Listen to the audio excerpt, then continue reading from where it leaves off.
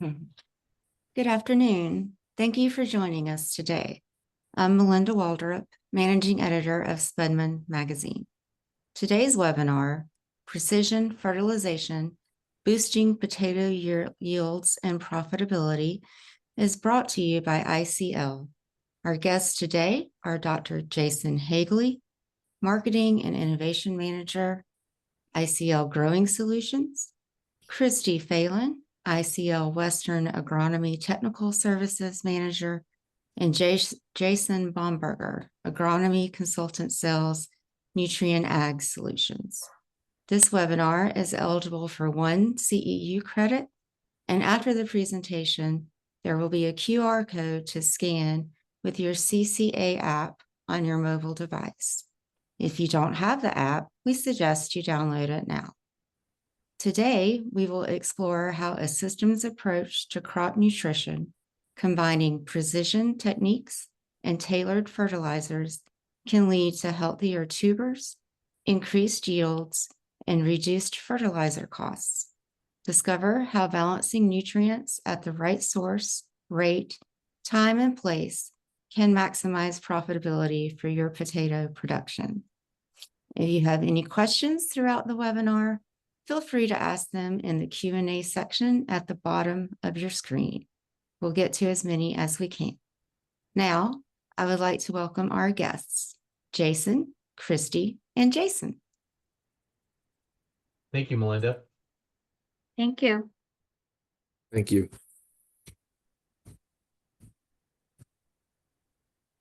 All right. Good afternoon, everyone. On behalf of ICL and Christi and Jason, thank you for joining us this afternoon for another discussion with ICL regarding potato management, and specifically the role of fertility management and crop nutrition in boosting potato yields and profitability. So I think we have a very exciting agenda to present this afternoon, laying out really a season-long approach to potato management, starting with building a strong foundation. We'll discuss the influence of potassium source on tuber bulking, starch accumulation, and potato quality. Thinking about spraying operations, we'll talk about broadcast and in-furrow fertilizer options for maximizing return on investment. Specifically with some examples for phosphorus use efficiency as it relates to in-furrow fertilizers. And then finally, some closing thoughts on integrating enhanced nutrient fertilizers and biostimulants, as well as the intersection of agronomics and profitability.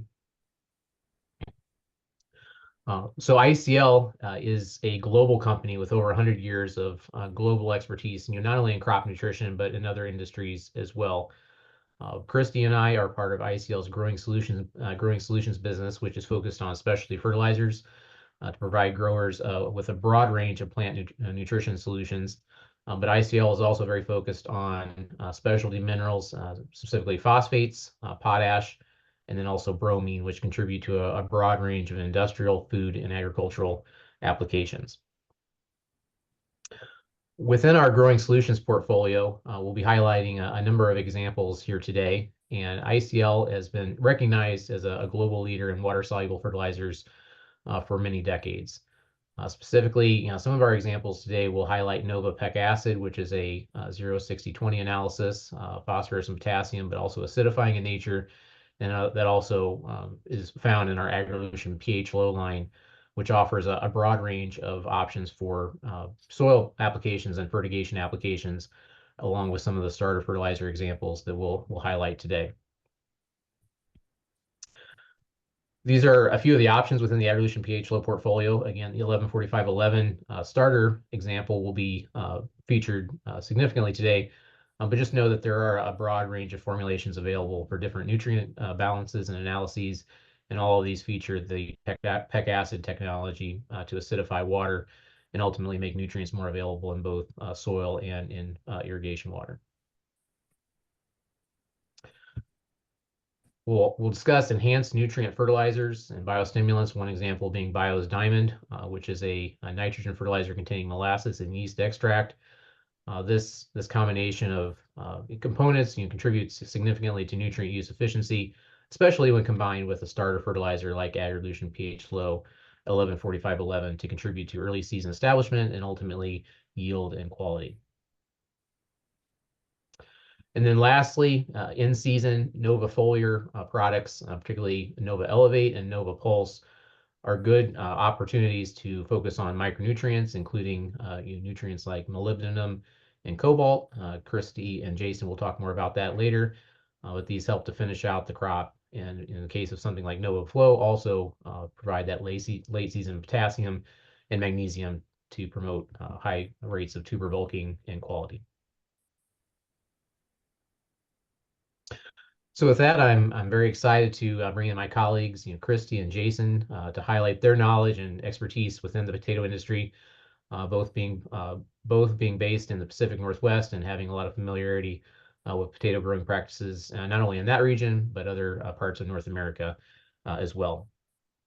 As we go through our discussion this afternoon, we'll be highlighting a number of questions that will be relevant to potato production in 2025 and really across all seasons. And again, highlighting the expertise that Christi and Jason bring to the table. So with that, let's start here. And so Jason and Christi, first question we'll pose to you is, how can we build a strong soil and nutrient foundation for potato yield and quality? I think often, soil testing is the first step or the foundation, but what are some of the other considerations that we should keep in mind as we plan for 2025 and in the future? And I think that's important to remember that once you get your soil sample, we want to be able to then find the nutrients and come up with blends and things that work for our nutrients that work for our growers to enhance what maybe we're missing in the soil or what we maybe already have in the soil. And so having that idea in mind that the end product, especially for storage potatoes, that they yield well and store well. So we like to keep that in mind. And how do we get the plant there without having to add a lot of extra stuff in season? Yeah, so I think the other thing for me that goes along with that is anything that we can do to be able to enhance the nutrient use efficiency and the root growth is going to facilitate overall better yield potential, better quality, better overall plant health, where we can be able to extend the season and be able to have a better yield potential. And then we need to think about things that we can do where we're providing food for the microorganisms and feeding our soil and helping to be able to release nutrients that may be locked up in the soil. So how can we do that more efficiently? Are all pieces to the puzzle that we need to think about. Thank you. So you mentioned nutrient use efficiency, and I'm curious, is achieving high nutrient use efficiency in potatoes or any other crops, is that a decision that's made at one point during the growing season, or is that a season-long adaptive process? But Well, go ahead. Jason.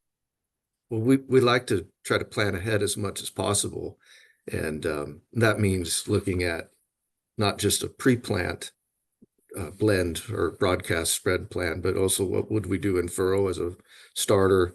And then in season, how do we match up to these demand curves that you've got up on the screen here? So we try to come up with a plan that accomplishes all of that early on. And then we usually don't have to deviate much from it if we can.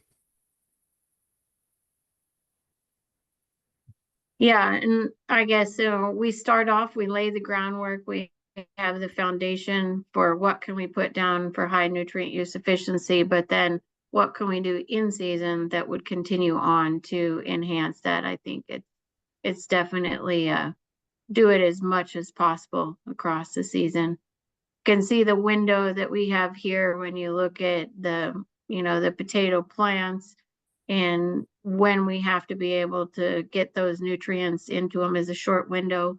A little bit longer on the potatoes as they're finishing out the season, but we definitely have to make sure that we're laying the groundwork ahead of time for those high uptake levels of the potassium.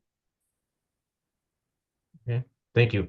And so you highlighted potassium, and I see that in both of these curves, the whole plant and the tuber, the potassium uptake curve is the greatest amount of nutrition, and at times the nutrient required at the highest rate on a per day basis.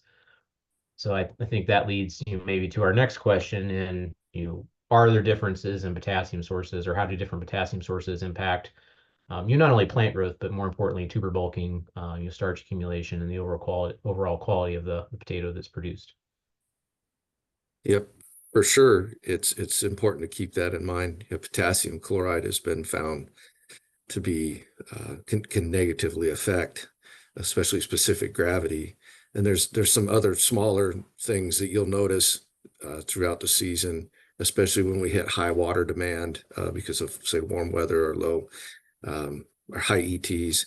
And boy, the fields that have got a lot of chloride through potassium chloride applications tend to not do as well. They suffer more. And there's also the idea that you're flooding the system with a very soluble anion, and it might be competing with other anions for uptake, like specifically boron, which would be really important not to miss out on boron, and especially which can enhance or, in the lack of, prevent good tubers formation, and but nitrates, sulfates. So it's important to keep that in mind. And then when it comes to the sulfate sources, an awful lot of sulfate can be released fairly early when you'd much rather have it, according to our curves that we showed earlier, you'd much rather have it sustained over a longer period of time.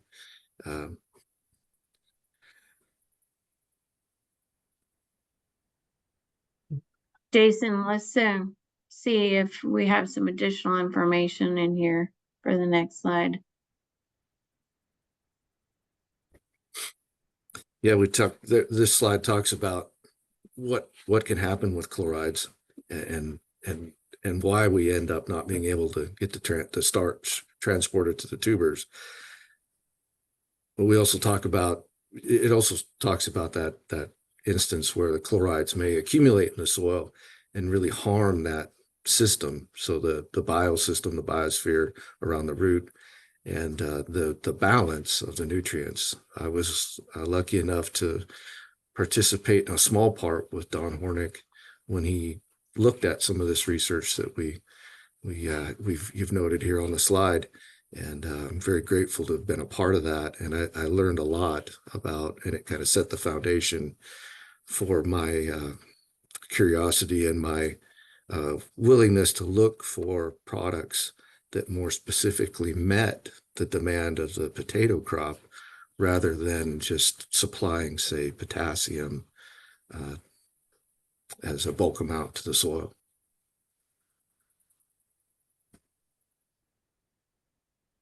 So I'm curious, Jason, this issue or potential concern that you've highlighted with chloride.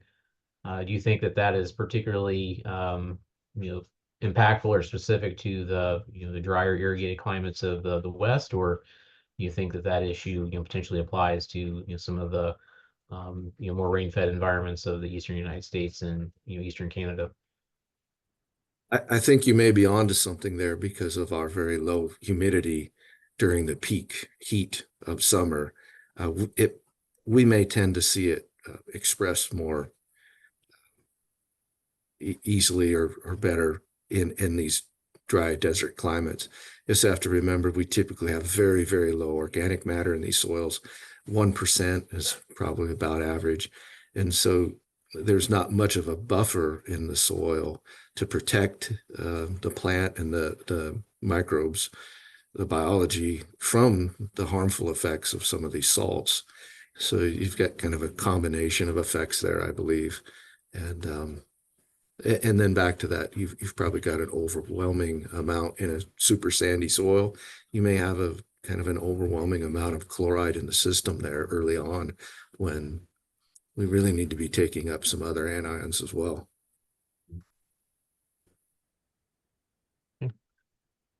So in addition to bulking, what other quality parameters are impacted or potentially impacted by potassium source? I think one of the things that I watch for in my crops as we progress through the season, as we start to come to the end of that potassium uptake, is the symptoms of the early dye complex, we call it out west here. So it's the accumulation of verticillium, early blight, black dot. Those tend to get can get a head start on our crop if it's been stressed, and from a number of different ways. But one of the key indicators of that impending stress is low potassium levels in the plant.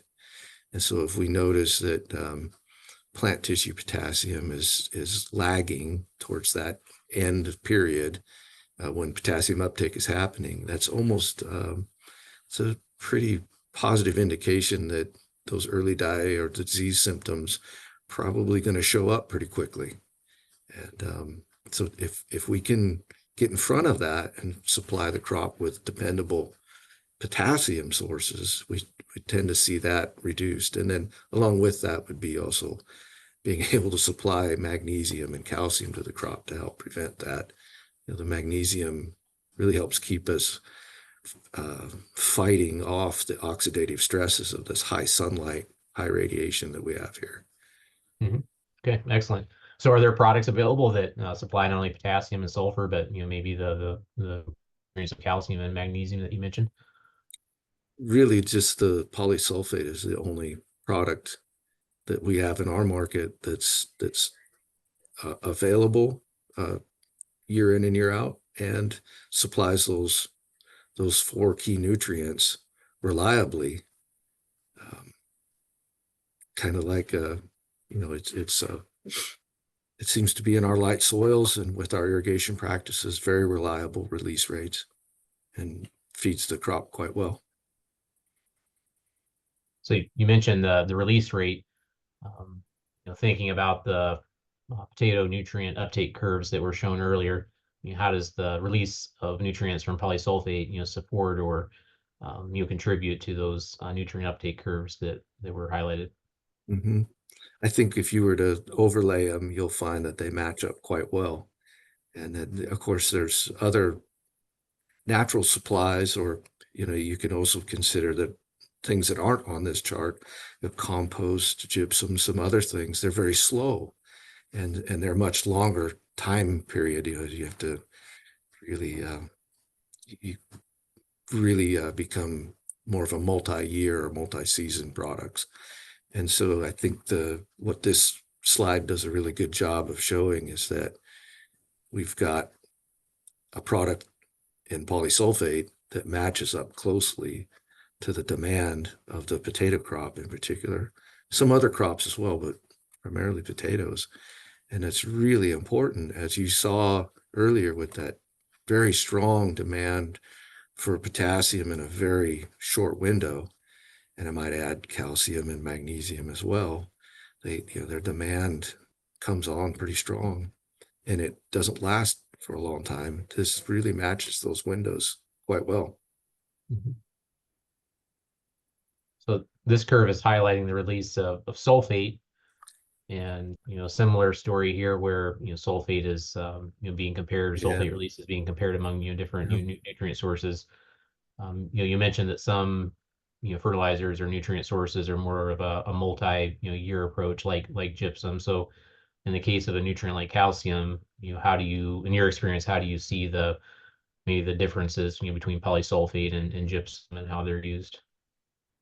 Yes, so gypsum, again, is such a slow release rate. It's really not a reliable source of sulfate for the crop. It just doesn't meet the demands in time.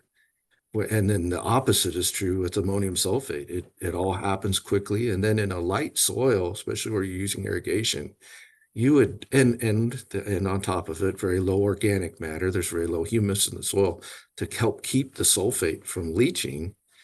We would tend to push it out of the root zone pretty rapidly if we were to use ammonium sulfate. And so you need something that's stable, right?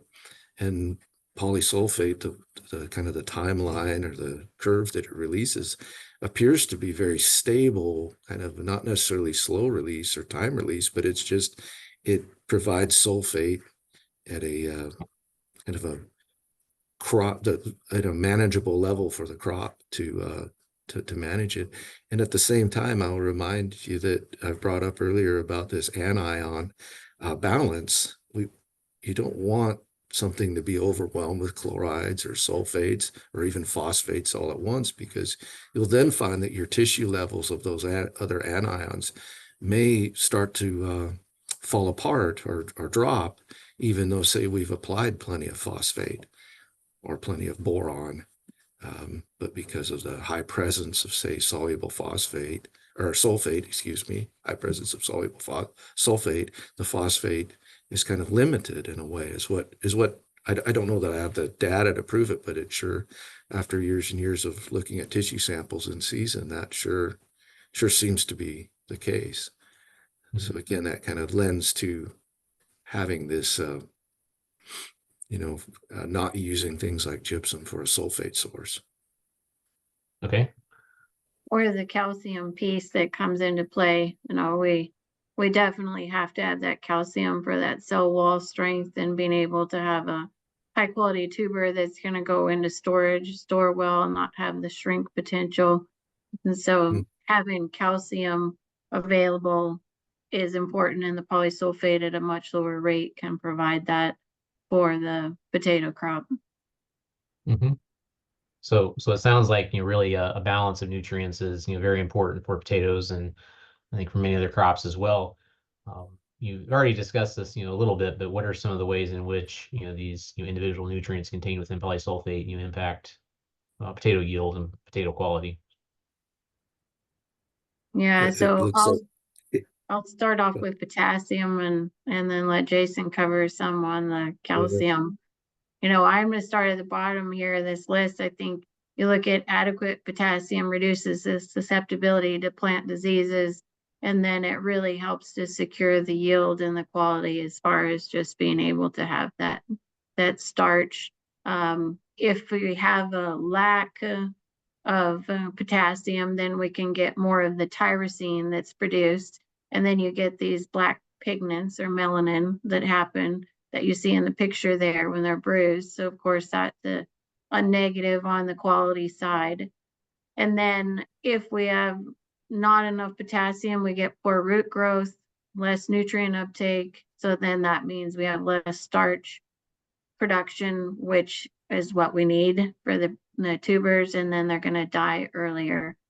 And then if we have too much potassium, we can actually reduce the specific gravity and the net development or the skin development that would be going on the outside of the tuber. And for calcium, I would say that this IBS in our processing long-term storage potatoes is a very important thing. Certain varieties are much more susceptible than others, but all in all, without enough calcium at the right time of the year, especially available calcium when the soils are cool and the plants are growing rapidly, you've got to have some there that's in solution or coming into solution to help prevent that. The other thing is when you have an imbalance of calcium, you do get this heat necrosis, and of course that becomes a problem for us a little later in the season when it's hot and the tubers are developing rapidly. And if we haven't kept up on our irrigation that helps keep that calcium in solution, we definitely find that heat necrosis sneaks up on us in those tubers. And then just the fact that calcium is responsible for helping the plant create those hormones that promote roots and help manage, support potassium in its role in managing water or moisture and turgor pressure in the plant. And then the cell structure and that the calcium's ability to help us fight bruise and shrink, these last few topics are just critically important. I found in my career that if we can keep calcium levels up and calcium available near where that tuber is forming and where that tuber is able to imbibe that calcium, we can lower the percent bruise or the damage of those tubers when they're headed to the processing facility. And we've kind of stabilized those tubers in storage, so we're not losing tonnage while they're storing, waiting to be processed. Mhm. Yeah. Well, thank you for the overview on these two nutrients, and I think the importance of sulfur is very clear, particularly for yield. But is there anything else you'd like to quickly add as it relates to sulfur or magnesium? Well, with sulfur, don't forget that some of our favorite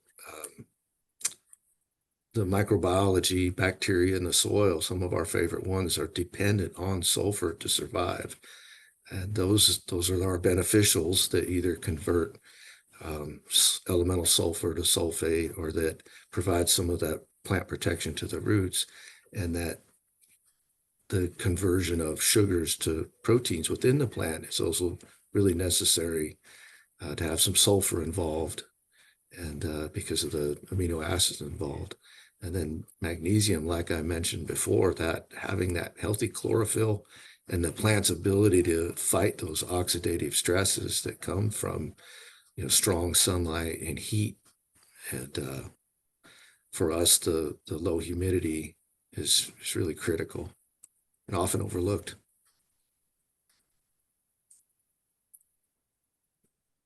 Christi, I know you'll be discussing more about polysulphate and some of the trial data on potatoes later, but I think this slide does a nice job of tying together some of the previous comments from you and Jason as well about potential differences between how gypsum responds and how polysulphate responds.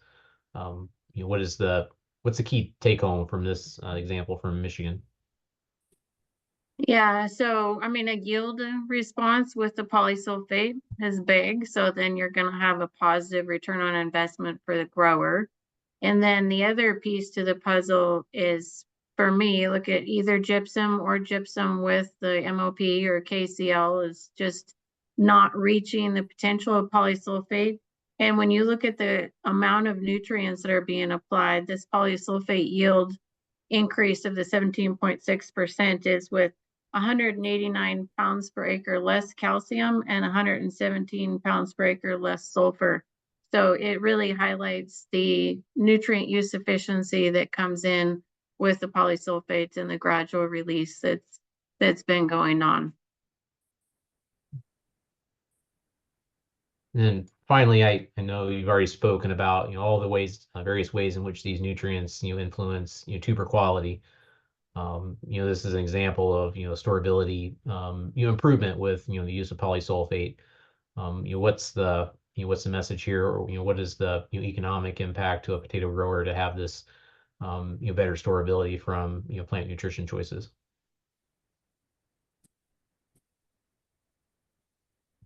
Well, obviously, it affects the total amount of tons that he's able to provide to the processor for processing, and his payables go up. So Yep. just right off the top. Yeah, I think that's the highlight. I would agree. Less loss means more money to the grower. So the polysulfate is helping on multiple different fronts for being able to be an economical choice for the growers, economical, agronomic, and environmental choice. Because you can actually build some of the residual levels with the polysulfate as well in other trials. That's what we've seen, is looking at it and having a residual effect that will come from the polysulfate for next year's crop. Excellent. So you've set the stage and highlighted the importance of balanced nutrition, particularly as it relates to potassium, calcium, sulfur, and magnesium. Clearly there are many different fertilizer products that are available in the market to supply or address all of those nutrients, and in addition to other nutrients that we'll talk about, like phosphorus. But what are some of the key considerations when selecting the right in-furrow or broadcast fertilizer products for potatoes, and how can growers maximize their return on investment with those fertilizer choices? Well, some of the things I think about are what effect will this product have on soil pH and the interaction it will have with other nutrients that may or may not be found on the soil sample, and how will it affect our irrigation management. So those are just a couple of the things that I think about when we're trying to put together a plan or the choice of products that we use. Yeah, and then the timing and logistics. If we have, the grower, if they can put it down in furrow at planting, those sort of opportunities, or is it only an option for them to fertigate it on? So then what can we do from that standpoint? Overall, for me, I think, again, and go back to the nutrient use efficiency, because then the more we do that, the higher we're going to be able to have the yield potential with less units that we have to put on, from that standpoint. So thinking about things in a little different way, trying to make sure that we're very precise, that we put on products that are going to be seed safe or plant safe, root safe, and we get as much as we can into the root zone. So like with polysulphate, as Jason mentioned, when we have that calcium that's right next to the tuber, then we can that's where we need it to be, is next to the tuber, and it's safe. Like a polysulphate is safe to put right next to the tuber and have it be able to, and the roots, and be taken up.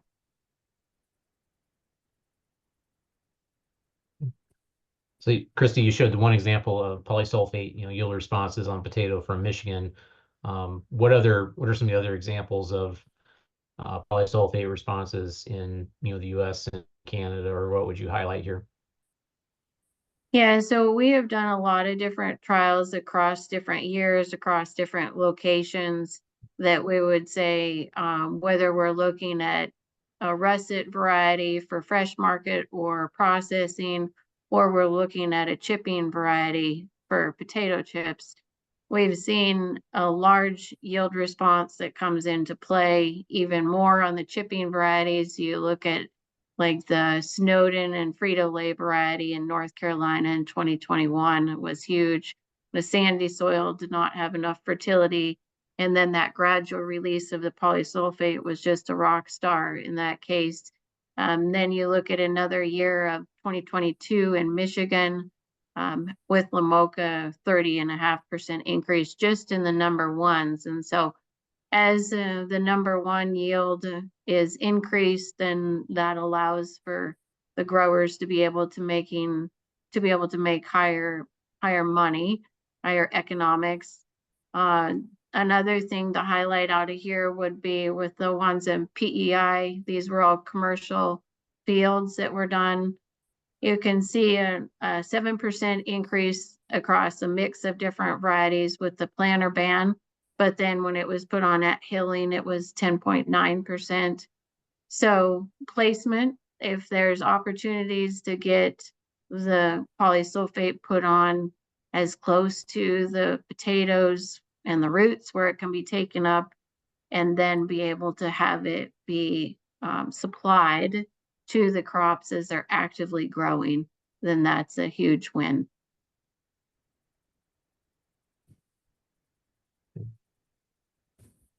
And what is there's a potentially a broad range of polysulphate rates that could be applied, but in your experience, Christi, what is the typical rate that maximizes the potato yield response from polysulphate?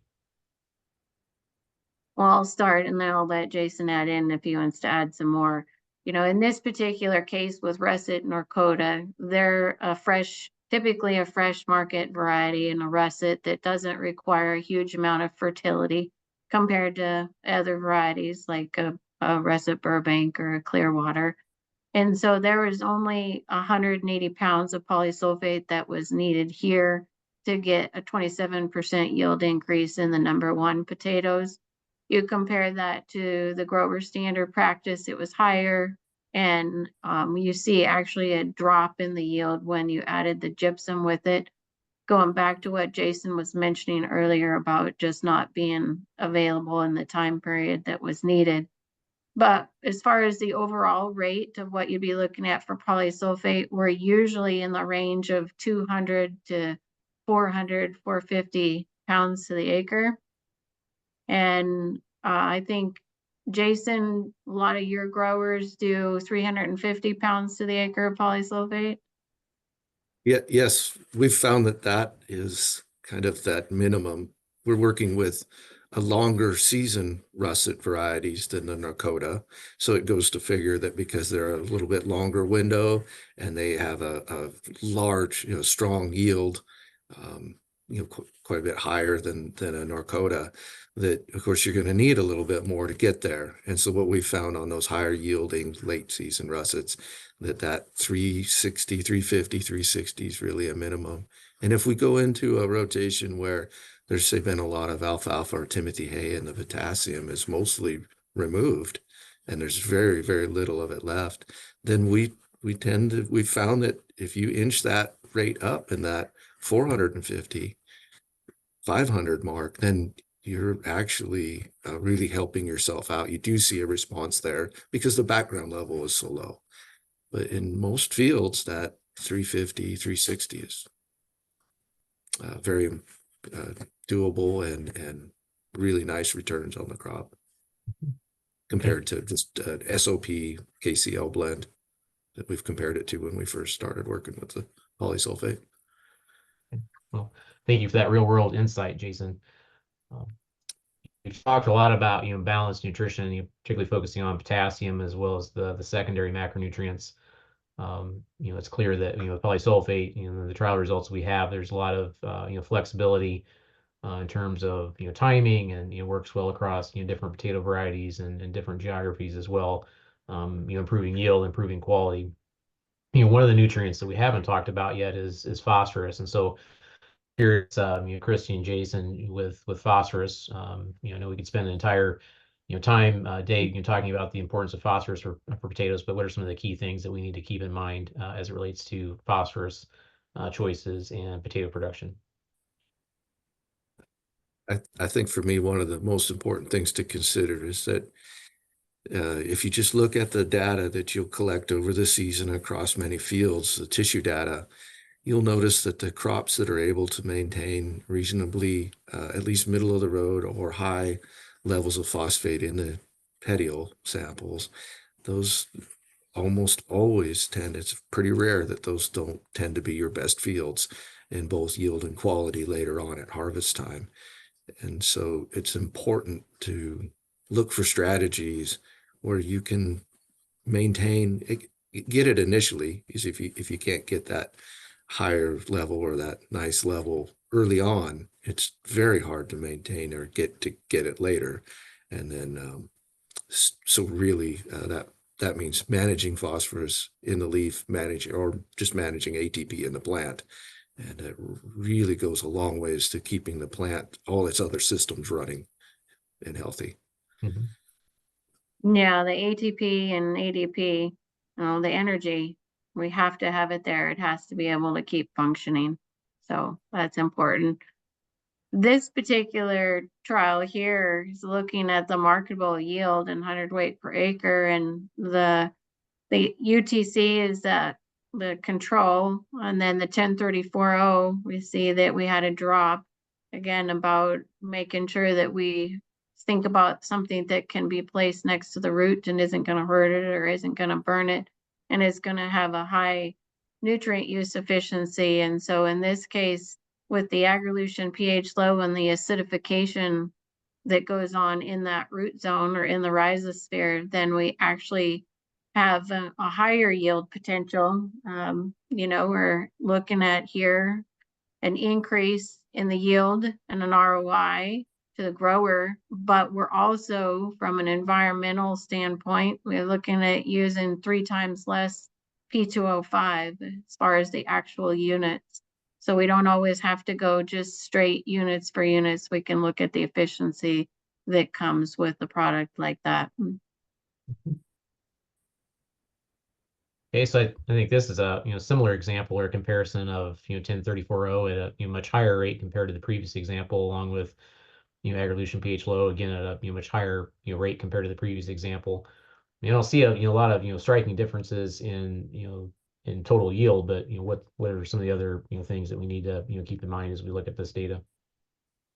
Yeah, see, I'd say here it's the same thing. We're looking at 22.5 pounds of P2O5 total that we're putting on with the agrilution pH low compared to 79. So 3.5 times more phosphorus that's required with the 1034O to get the same yield or a little bit less. So it's just the same sort of story, different year, different location, duplicating and highlighting the nutrient use efficiency of the Agrilution pH low or a NovaPeK acid type of a product.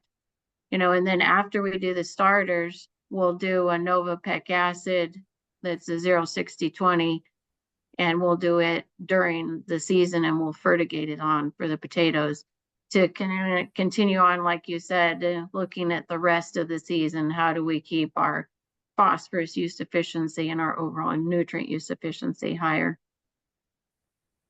Okay. So you've mentioned, nutrient use efficiency a couple of times in that example. If we go a little bit further into that, what role does phosphorus use efficiency play in optimizing potato production, and how can growers enhance phosphorus availability in challenging soil conditions? And I think, specifically, thinking about, high pH or, calcareous soils. Yeah, let's just actually go to the next slide, and we'll kind of show some of this. I mean, when we think of our calcareous soils, we see the phosphorus precipitation that occurs there at a pH of around 7, 8. When we go lower, it's with aluminum or iron that it's fixing. And so no matter what, across the board, we're usually looking at some sort of a restriction that we would be trying to face with the phosphorus. So there's a lot of different products out there that you can choose depending on where your pH falls into that realm on the scale. But for us, where we're usually pH 7 to 8, 8.4, then we definitely get that precipitation that comes with it. And then if we look at the next one, excuse me.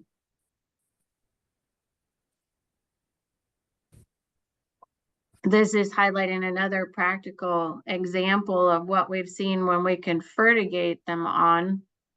We put on an Agrilution pH low 631-31 in this case, compared to the control.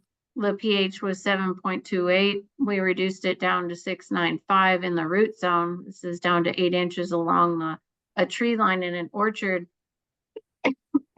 But it showcases the availability that we can get for our potatoes or any other crop, where we can see our P and K levels in our soil nearly doubling when they would normally only go up 2 to 3 parts per million.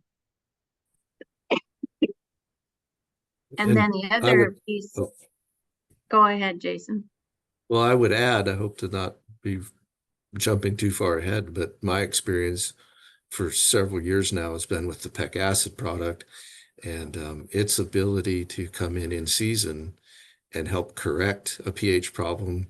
Mostly in our situation, it's due to high bicarbonate well water that we're using for irrigation. So it's high sodium and high bicarbonate, and it's providing a high pH and affecting the soil pH, and we get the same type of response. And it's really nice to have a tool to correct, be able to steer that pH back to a more manageable period. And then we see our tissue levels of nutrients, not just phosphorus and potassium. We do see some other nutrients come up as a consequence. And then I agree, Jason. And then, the other thing that we've seen is as we decrease that pH a little bit, then we're helping our phosphorus and potassium be available, but also our calcium and magnesium. So we can actually get it up into the plant, and we can actually reduce those levels in the soil. So that's a good thing from that standpoint. So we have some waters that we irrigate with that we're unable to add polyphosphate through the water in season. So that's a practice that's really not common in some parts of this area that I'm in. But funny enough, PEK acid works just fine. And with a relatively small amount of phosphate or through PEK acid, we get a very nice result that we wouldn't have been able to get through polyphosphate. So yeah. So go ahead, Jason. Go ahead, Christi. All right. So I guess here, when I think about this one, it's looking at, a lot of times we say, well, what's the yield increase? We always want a yield increase. And so that's important. And we see that here with the Manistee and the russet Norcota, but not with the russet Burbank in Whitewater, Wisconsin. So let's go to the next one and look at what the rest of the story is. And we see another example, like we've seen other times, where we're going from 4.5 pounds of P2O5 to almost 40, and we can end up with that efficiency that can come with it. So let's go to the next one. Okay, so we started off with the yield response in Whitewater, Wisconsin wasn't near as much, but if we subtract out the baseline soil fertility, because we had the control, we can see that agrilution pH low was 13 times more efficient than just the ammonium polyphosphate alone. And then you see with the Manistee and the russet Norcota, 11 to 14 times more efficient. So it's one piece of the story to look at the yield, and we have to make it pay, but we also need to think about the overall environmental implications and sustainability for the future. What can we do? So those are key pieces. And then the next level that we can go to is we can start looking at biostimulants or enhanced efficiency fertilizers like Bios Diamond, where when we put it, like here with this, this is the same site. So we look at the phosphorus use efficiency, and we can see an increase when we put the Bios Diamond, is that blue bar that starred at the 1.7 with the ammonium polyphosphate. And then we also see when we put it for that teal bar at 16 on the efficiency, we have the agrilution pH low. When we put the Bios Diamond with it, we get enhanced efficiency even further. And we saw the same pattern when we look at the Manistee, and we look at the russet Norcota when we put it with the APP product. So a product like Bios Diamond definitely takes it to the next level. We can enhance the root growth, we can enhance the nutrient use efficiency, we can feed the microbes with the Bios Diamond. Mm-hmm. So I think with this example, we'll just jump ahead a couple of slides to another data set that closely relates to the one that Christi just explained, and you really pose the question to both of you about or ask your thoughts on how integrating enhanced nutrient fertilizers or biostimulants into the program. What is the impact of that? Jason, I'm sure in the retail world you're inundated with different options for things that can be added to the tank or added to the fertilizer application. In your experience, what is the benefit of that to the grower, or what works best in your experience? Yeah, so we sure are. There's oodles and oodles of them out there, it seems like, and some have some merit. So some of the things we've seen is similar, where we can kind of improve the efficiency of say a standard product like polyphosphate, or say it's a way to apply a more valuable or more expensive product and use a lower rate, but yet get that enhanced uptake. But one of the things I would say, or one of the many things I've learned over the years to really watch out for, is that, especially when it comes to carbon-containing compounds, not just humics, but many of the, there's a wide range of, let's call them carbon-containing compounds out there that are sold to enhance fertilizer use efficiency or to give a biological response. And many times there's a limited compatibility. So it may be compatible to a neutral or a slightly alkaline product, but not compatible with an acidic product. And so that's something to keep in mind, because when we have compatibility issues at the center pivot in say a large tank, that can be a real problem for clean out, and the grower is disenchanted with these types of products. And so I think maybe an approach where you've got a product that's got a track record and some thought behind it is important to consider. Mm-hmm. Thank you for that insight. And then, to wrap up, and so we leave a few minutes for addressing questions. What are some other closing thoughts or things that we should keep in mind as far as strategies to adopt for reducing input costs while maintaining or improving yield and quality? I think one of the nutrients that we haven't focused on heavily yet is the influence of micronutrients. What are some of the key take homes or things that you want to highlight as it relates to other nutrients, including micros? I'll keep it quick. I'll say this: the Pulse has been a great product for me and my growers, and that we've been able to find a source of cobalt and moly that we can. It's easy to work with. It's effective.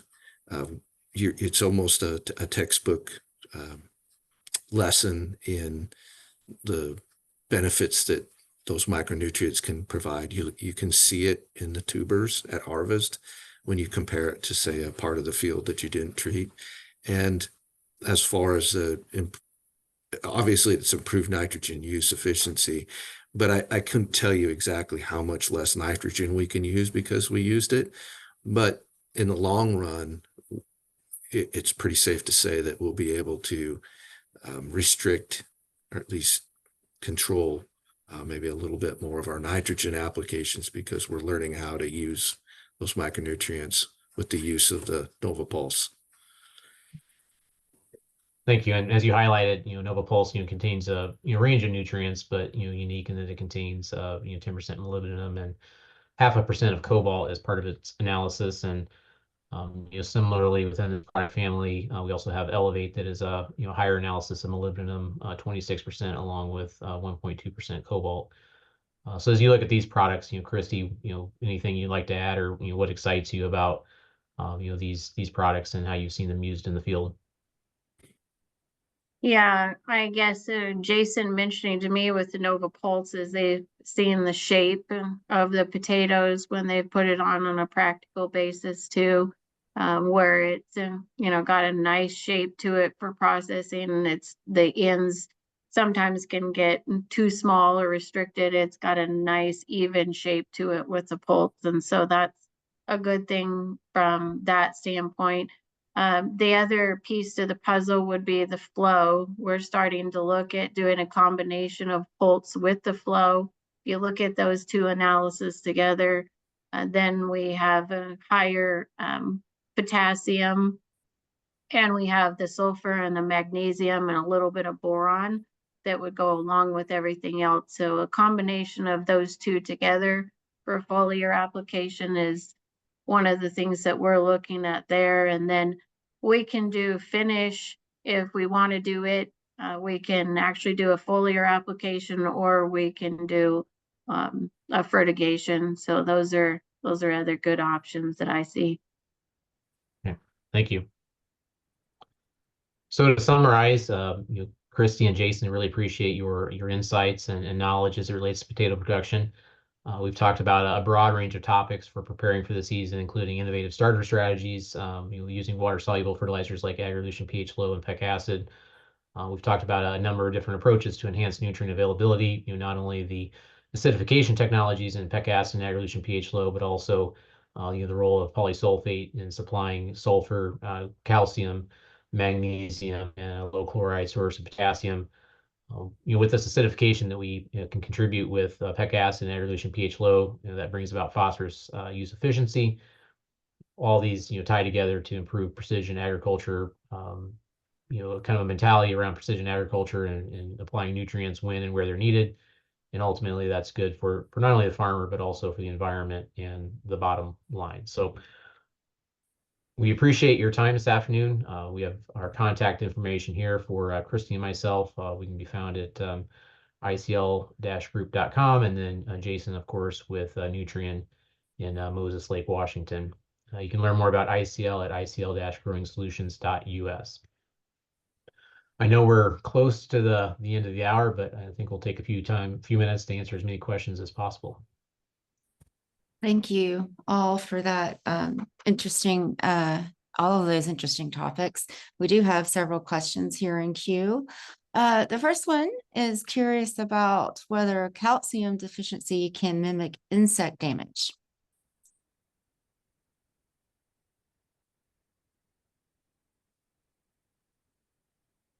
It was referencing, I think, when we had some of the pictures up, I think there was a picture specifically of a particular insect damage that I'm not sure when it was asked. I don't know if that one's a little too specific for us right now. Another one, someone wants to know, can you explain in more detail about potassium levels and lower disease susceptibility?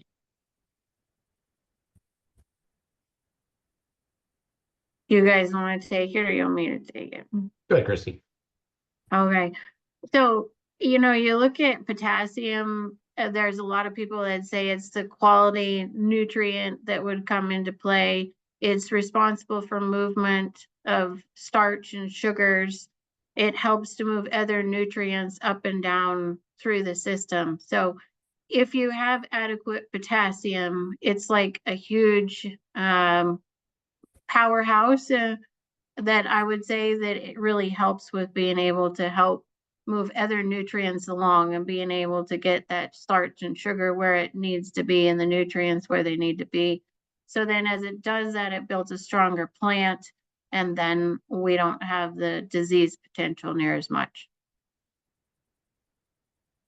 I think what I would add, just based on, my experience with other crops, corn specifically, is that, oftentimes potassium deficiency, which, puts more stress on the plant and, more stress or need for, remobilization of potassium from, potassium already stored in, the tissue or the stem, is also associated with, diseases like, stalk rots. And so I think that's, maybe another explanation or link in a crop like potatoes, in that, if we have adequate nutrition to supply, not only what the plant needs, but also what the developing tuber needs, that, just creates a healthier plant and, lessens that, competition for nutrients that you could invite other factors like disease.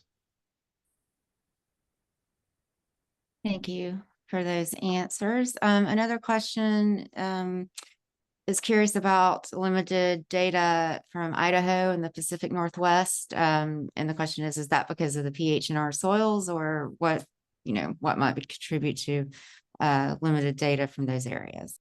I just didn't show all of it. There's a huge amount of data that's out there. We've seen within Idaho and Washington that we'll see if we have highly fertile soils that have been pushed and they're really good baseline soils, then we can get a 5% or more increase when we've looked at it in Idaho and Washington.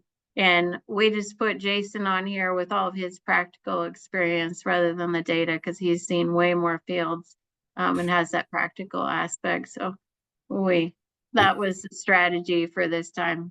Yeah. And you're right. We tend to see, so when you got to couple it with that, the total amount of like pounds of potassium, we're adding less total pounds of potassium, but yet we get yield improvements and we see plant health characteristics that we don't see when we use some other sources. And so where every field or every little region I cover is a little bit different, it's hard to say that any one piece of data would satisfy your requirements for knowing something.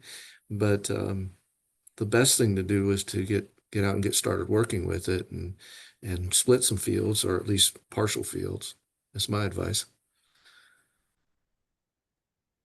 Good advice. One final question, maybe. Curious about what was the control on the Agrilution pH low graph? So, We so I showed think, quite a few different ones. Jason, yeah. you go ahead.